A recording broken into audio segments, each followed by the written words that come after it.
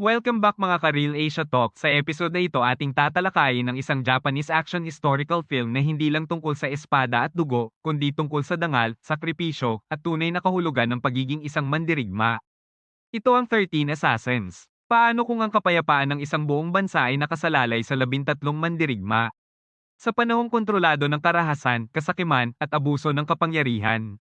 May mga taong pipiliing tumindig kahit alam nilang maaaring iyon na ang huli nilang laban. Nagsisimula ang pelikula sa pagpapakita ng isang tagpo sa Japan noong taong 1844. Sa panahong ito, ang pinakamakapangyarihang pinuno ay ang shogun na si Tokugawa, na nagsilbing pinakamataas na komandante o general ng bansa. Tahimik at mapayapa ang lahat hanggang sa isang maharlikang lalaki na nagngangalang Matsudaira na Richugo ng angka ng Akashi. Ang nagsimulang maghasik ng gulo dahil sa kanyang labis na kalupitan. Nagsimula siyang gumawa ng mga kakilakilabot na gawain, kabilang ang pananakit, pagputol ng katawan, pang-aabuso, at maging pagpatay sa mga mahahalagang tao at karaniwang mamamayan ng walang malinaw na dahilan. Sa kabila ng lantad niyang kalupitan, walang makapagsalita laban sa kanya dahil siya ay pinoprotektahan ng pamahalaan. Bukod pa rito, si Narichugo ay nakababatang kapatid ng shogun, na nangangahulugang siya ay nakahanay upang maging susunod na pinuno balang araw. Isang araw, isang lalaki mula sa angkan ng Mamiya ang gumawa ng matinding hakbang upang ipakita ang kanyang matinding pagtutol sa pagiging bahagi ni Narichugo sa konseho ng shogun. Hayagan niyang isinagawa ang seppuku, ang tradisyonal na marangal na kamatayan ng isang samurai. Ang kanyang ginawa ay bunga ng malalim na galit kay Narichugo na pumatay sa lahat ng miyembro ng kanyang pamilya. Matapos ang pagkamatay ng matapang na lalaking ito, ang ministro ng katarungan ng shogun na si Sir Doi ay agad na nagsagawa ng isang lihim na pagpupulong kasama ang mga opisyal na tumututol sa paghirang kay Narichugo sa konseho. Sa pulong, binalaan sila ni Sir Doi na kung sasali si Narichugo sa konseho, malaki ang posibilidad na magdulot ito ng digmaan sa pagitan ng shogun at ng iba pang mahahalagang pinunong panlipunan at politikal. Pagkalipas ng ilang panahon, nanatili pa rin ang hangarin ng shogun na itaas ang ranggo ni Narichugo. Dahil dito, nagpasya si Sir Doi na humingi ng tulong sa isang pinagkakatiwalaang samurai na nagngangalang Shimada Shinzaemon na mahilig mangisda bilang libangan. Palihim na nakipagkita si Sir Doi kay Shinzaemon at hiniling sa kanya na kumilos laban kay Narichugo. Isinama rin niya ang kanyang kaibigang si Yuki, isang kilalang pinuno ng angkan ng Ari na naging saksi sa kalupitan ni Narichugo. Doon, ikinwento ni Yuki ang isang kakilakilabot na pangyayari mula sa isang taon ang nakalipas. Sa kanyang paglalakbay, huminto si Narichugo sa isang bayan. Inanyayahan siya ni Yuki sa isang handaan at ipinadala ang asawa ng kanyang anak upang maghain ng pinakamasarap na pagkain sa lungsod. Sa halip na tanggapin ang pagkain, gumawa si Narichugo ng isang nakakatakot na gawain sa pamamagitan ng pang-aabuso sa manugang ni Yuki. Nang matuklasan ng anak ni Yuki ang nangyari at sinubukang pakalmayan ng kanyang asawa, bigla siyang pinatay ni Narichugo. Naiwan sa matinding kahihiyan, pinili ng babae na gawin ang hindi maisip ng sino man. Matapos marinig ang kwento ni Yuki, ipinakita ni Sir Doi kay Shinzaemon ang isang batang babae mula sa pamilyang magsasaka sa Akashi na labis na nagdusa sa kamay ni Narichugo.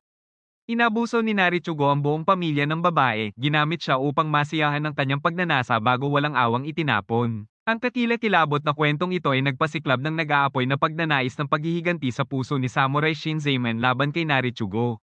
Samantala, isa sa mga tapat na tagasunod ni Narichugo na si Hanbei ay nalaman na walang awang pinatay ng kanyang amo ang buong pamilya ng angkan ng Mamiya. Nakiusap si Hanbei kay Narichugo na iligtas sila, ngunit hindi pinansin ang kanyang mga pakiusap at nagpatuloy ang pagpatay. Matapos masaksihan ng kalupitan ni Narichugo, nakatanggap si Hanbei ng balita na si Sir Doi ay nagbabalak na patayin si Narichugo. Bilang tugon, inutusan ni Hanbei ang kanyang mga tauhan na bantayang mabuti si Sir Doi. Kinabukasan, nakatanggap si Hanbei ng isang nakakagulat na mensahe mula kay Sir Doi na nagsasabing nakuha na niya ang tulong ni Shinzaemon. Nabigla si Hanbei sa balitang ito dahil kilala niya si Shinzaemon mula sa kanilang panahon bilang magkaklase at alam niya ang matatag nitong paninindigan. Samantala, sinimulan ni Shinzaemon na tipunin ang kanyang pinakamahusay na mga mandirigmang samurai. Ang una niyang nirecruit ay si Hirayama, ang kanyang pinakamahusay na estudyante. Pagkatapos nito, nilapitan niya ang kanyang kaibigang si Kuranaga na sabik na sumama sa kanya. Bukod kay Kuranaga, 6 pang bihasang samurai na kanyang mga pinakamahusay na estudyante ang sumali sa grupo, sina Mitsuhashi, Hyoki, Otaki, Ishizuka, Higuchi, at Hori. Sa kanilang pagpupulong, bumuo si Shinzaemon ng isang plano upang atakihin si Narichugo habang siya ay naglalakbay mula Edo patungong Akashi. Matapos ang pulong habang pauwi na ang isa sa mga samurai, bigla siyang inatake ng isang grupo ng mga misteryosong lalaki. Sa kabutihang palad, dumating si Hirayama at madaling tinalo ang mga umaatake. Kalaunan, napag-alaman na ang mga lalaking ito ay mga propesyonal na sundalo na ipinadala ni Hanbei upang bantayan ang mga kilos ni Shinzaemen. Hindi nagtagal, napagtanto ni Hanbei na ang pangkat ng mga samurai ni Shinzaemen ay hindi pangkaraniwan. Kinabukasan, naramdaman ni Shinzaemen na kulang pa rin ang kanyang koponan. Kaya naman, nilapitan niya ang kanyang pinsang si Shinrokuro na mahilig sa pagsusugal. Sa simula, nag-alinlangan si Shinrokuro na sumali sa misyon dahil mahal na mahal niya ang kanyang kasintahan at natatakot siya sa mga panganib ng labanan. Ngunit matapos ang ilang pag-iisip, nagbago ang kanyang desisyon at piniling sumama kay Shinzaemen. Nagpaalam siya sa kanyang kasintahan, batid na siya ay papasok sa isang marangal na misyon. Kinabukasan, nagdagdag si Shinzaemen ng dalawang bagong kasapi sa grupo, sina Ogura at Sahara. Gayunpaman, humingi si Sahara ng paunang pera na balak niyang gamitin upang ipagawa ang mga libingan para sa kanyang asawa at mga anak. Matapos pumayag sa kahilingan ni Sahara, tuluyang sumali rin si Shinrokuro. Sa huli, ang pangkat ng mga samurai na pinamunuan ni Shinzaemen ay umabot sa 12 kasapi. Sa paglipas ng panahon, nagsimula silang magsanay ng kanilang kasanayan sa espada at gumawa ng mga pampasabog na gagamitin nila laban sa mga tauhan ni Narichugo. Isang gabi, habang may pulong ukol sa estratehiya, biglang lumitaw si Hanbei at binalaan si Shinzaemen tungkol sa napakalaking panganib ng tangkang pagpatay kay Narichugo. Sa kabila ng kaalaman na mali ang mga ginagawa ni Narichugo, ipinagtanggol pa rin siya ni Hanbei, iginiit na si Narichugo ang huling tagapagmana na maaaring magpatuloy ng pamana ng shogun. Gayunpaman, nanatiling determinado si Shinzaemen na isugal ang lahat at hinayaang makaalis si Hanbei. Pagkatapos nito, kapwa sila nanumpang lalaban kapag dumating ang tamang panahon. Kinabukasan, sinimulan ni Narichugo ang kanyang paglalakbay mula sa rehiyon ng Edo patungong Akashi. Samantala, sinusubukan ni Shinzaemen na alamin ang pinakamainam na oras upang salakayin ang mga tauhan ni Narichugo. Matapos ang ilang pag-iisip, tinipon ni Shinzaemen ang kanyang mga samurai at sinabi sa kanila na ilulunsad nila ang kanilang pag-atake sa mga puwersa ni Narichugo sa lungsod ng Ochiai. Inutusan din ni Shinzaemen ang dalawa sa kanyang mga samurai na bumili ng iba't ibang supply at kagamitan sa lungsod. Kasabay nito, hiniling niya kay Kuranaga na humingi ng tulong kay Yuki. Nang may handa na ang lahat, pinangunahan ni Shinzaemen ang kanyang mga tauhan sakay ng kabayo sa kanayunan. Pagdating nila sa isang nayon, bigla silang inatake ng isang pangkat ng mga tulisan na lumabas mula sa isang bar. Nagkaroon ng isang matinding labanan. Ngunit madaling nanaig ang mga samurai ni Shinzaemen. Kalaunan, napag-alaman na ang mga tulisang ito ay mga propesyonal na sundalo na ipinadala ni Hanbei upang pigilan sila. Nang mapagtanto ni na Shinzaemen na alam na ni Hanbei ang kanilang planong ruta, nagpasya silang dumaan sa kabundukan. Gayunpaman, habang naglalakbay, naligaw sila sa masukal na kagubatan. Sa huli, nakatagpo nila ang isang mangangaso na nagngangalang Koyata na naipit. Pinalaya ni Shinzaemen si Koyata at nakipagkasundo na igagabay sila nito sa tamang daan kapalit ng pagkain. Mula noon, naging ika-13 kasapi ng grupo si Koyata kahit na hindi siya isang samurai ayon sa propesyon. Kasabay nito, nagulat si Narichugo at ang kanyang mga sundalo nang harangan ni Yuki ang kanilang daan sa pamamagitan ng pagsasara ng tulay. Nilapitan pa ni Narichugo si Yuki na may layuning patayin siya. Gayunpaman, agad na itinuro ng mga tauhan ni Yuki ang kanilang mga sandata kay Narichugo, dahilan upang utusan ni Hanbei ang kanyang amo na umatras. Sandaling huminto sina Hanbei at Narichugo sa gilid ng kagubatan upang pag-usapan kung aling ruta ang kanilang tatahakin. Nakakagulat na iminungkahi ni Narichugo na daanan nila ang rutang inihanda bilang bitag ni Shinzaemen. Matapos umalis si Narichugo, ginawa ni Yuki ang masakit na desisyong magsagawa ng seppuku upang itago ang kanyang pagkakasangkot sa planong pagpatay kay Narichugo. Kinabukasan, nakarating sina Shinzaemen at ang kanyang mga kasamahang samurai sa lungsod ng Ochiai. Sama-sama silang naghanda ng mga bitag at nagtayo ng mga barikadang puno ng mga pampasabog. Kinabukasan din, muling sumama sa grupo si Ishizuka na nagbabantay sa mga tauhan ni Narichugo at ibinalita kay Shinzaemen na naglaho si Narichugo mula sa inaasahang ruta. Nag-alala ang mga samurai dahil inisip nilang maaaring pumili si Narichugo ng ibang daan. Ngunit hindi na bahala si Shinzaemen dahil naniniwala siyang alam na ni Hanbei ang kanilang plano at hindi na ito maiiwasan. Inutusan niya ang mga samurai na maghanda pa ng mas maraming bitag upang patibayin ang kanilang plano. Nang sumapit ang gabi, nagsimula silang kabahan dahil hindi pa rin dumaraan ang mga tauhan ni Narichugo. Nang magbukang liwayway, si Sahara na nagmamatsyag sa kagubatan, ay nagmadaling bumalik sa lungsod dala ang balitang papalapit na ang mga puwersa ni Narichugo. Hindi lamang iyon, ibinunyag din ni Sahara na umaabot sa 200 ang bilang ng mga tauhan ni Narichugo, hindi lamang 70. Sa kabila ng pagiging mas kaunti sa bilang, hindi natakot si Shinzaemen. Tiniyak niya sa kanyang mga tauhan na kaya pa rin nilang labanan ang mga puwersa ni Narichugo. Pagsikat ng araw, tuluyang nakarating sa lungsod sina Narichugo at ang mga tauhan ni Hanbei. Inihatid din na Hanbei at ang kanyang mga tauhan si Narichugo sa loob ng maliit na bayan. Habang naglalakad, napansin ni Hanbei na ang mga mamamayan ng bayan ay tumatakas patungo sa kagubatan. Maya-maya, isang napakalaking tarangkahang kahoy ang biglang humarang sa kanilang daraanan. Nang subukan nilang bumalik sa tulay na nag-uugnay sa bayan, pinasabog ito ng pinunong samurai na si Shinzaemen. Dahil dito, natrap sa loob ng bayan sina Narichugo at ang kanyang mga tauhan. Nang makulong ang kalaban, inilunsad ni na Shinzaemen at ang kanyang pangkat ng samurai ang kanilang pag-atake laban sa mga puwersa ni Narichugo gamit ang mga pampasabog, palaso, at espada.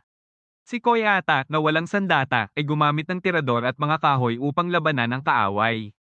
Isa-isang umatake ang 13 samurai na nagdulot ng maraming casualty sa mga tauhan ni Narichugo. Sa panahong iyon, halos hindi makalaban ang kalaban. At maging ang pagtatago sa mga gusali ay walang silbi dahil puno rin ang mga iyon ng pampasabog. Matapos ang unang pag-atake, kakaunti na lamang ang natirang mga tauhan ng kalaban na lalo pang nagpalakas ng loob ni Shinzaemen upang tuluyan silang tapusin, di naglaon, nagsimula ang harapang labanan. Habang nagaganap ang sagupaan sa pagitan ng 13 samurai at ng mga tauhan ni Hanbei, nagpasya si Hanbei na protektahan si Narichugo upang panatilihin itong ligtas. Ngunit maya-maya, may isang sundalo ni Hanbei ang nakakita ng tila 100 takas at inakay si Narichugo patungo roon. Gayunpaman, ang rutang iyon ay isa palang bitag.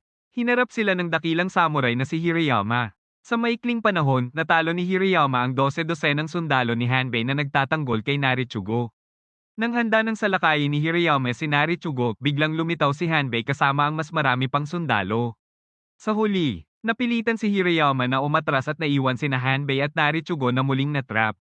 Habang nagpapatuloy ang labanan, isa-isa nang nawawala ang mga tauhan ni Shinzaemen. Ang matinding sagupaan ay nagmistulang isang madugong tanawin sa buong lungsod habang nasasaksihan ng marami ang karahasan. Nakapagtataka, si Narichugo ay nakitang nakangiti sa gitna ng kaguluhan. Inamin pa ni Narichugo na hindi na niya mahintay ang pagsisilbi sa konseho ng shogun upang muling maranasan ang mga madugong digmaan tulad ng mga naganap noong panahon ng Sengoku.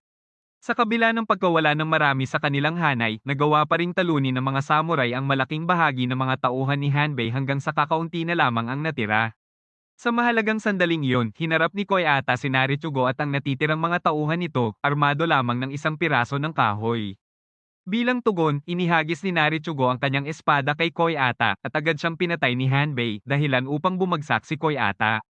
Matapos ang mahabang labanan, tuluyang natalo ng mga samurai ni Shinzaemen ang buong hukbo ni Hanbei, at naiwan na lamang sina Narichugo, Hanbei, at dalawa pa nilang tauhan. Ngayon, kinailangan nilang harapin sina Shinzaemen at Shinrokuro. Naghanda si Shinzaemen na harapin si Hanbei sa isang one-on-one na laban. Kapwa sila bihas ang mga mandirigmang may espada. Sa huli, nagawa ni Shinzaemen na pabagsakin at patayin si Hanbei. Kasabay nito, hinarap ni Shinrokuro ang dalawa sa mga tauhan ni Narichugo at tinalo ang mga ito. Hindi inaasahan, sinipa ni Narichugo si Hanbei, ang kanyang tapat na tagasunod na nag-alay ng kanyang buhay para sa kanya. Ininsulto rin ni Narichugo ang paniniwalang ang mga karaniwang tao at mga samurai ay may iisang layunin, ang paglingkuran ng kanilang pinuno. Ngunit hindi sumang-ayon si Shinzaemen.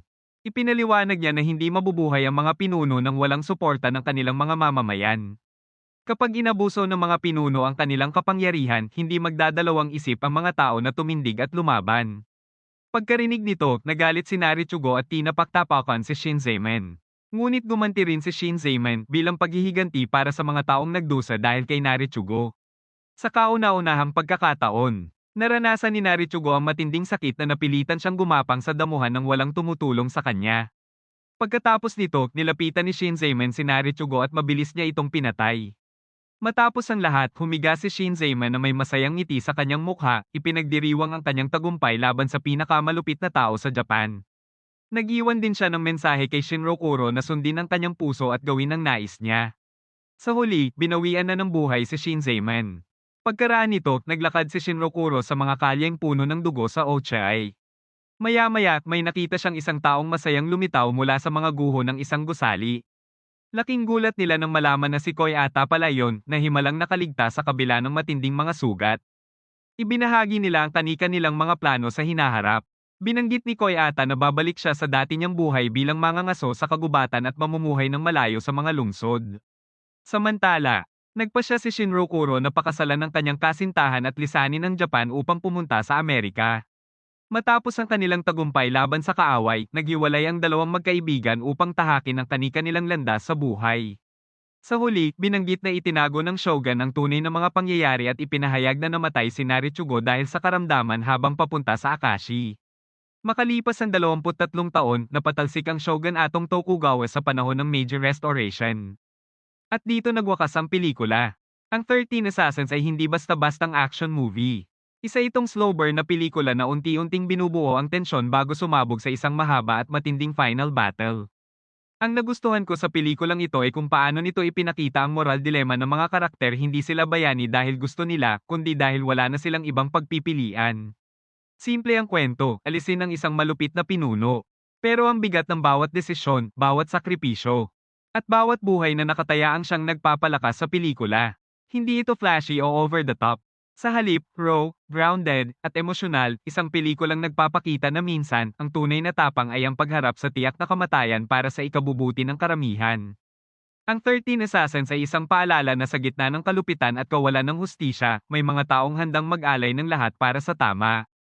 Isa itong pelikulang mananatili sa isip mo, hindi lang dahil sa laban, kundi dahil sa mensahe nito tungkol sa karangalan, katapatan, at sakripisyo. Kung nagustuhan mo ang ganitong klase ng Asian action at historical films, huwag kalimutang i-like ang video na ito, mag-comment ng opinion mo, at mag-subscribe sa Real Asia Talk para sa mas marami pang solid na movie recaps at reviews. Hanggang sa susunod na kwento, dito lang sa Real Asia Talk.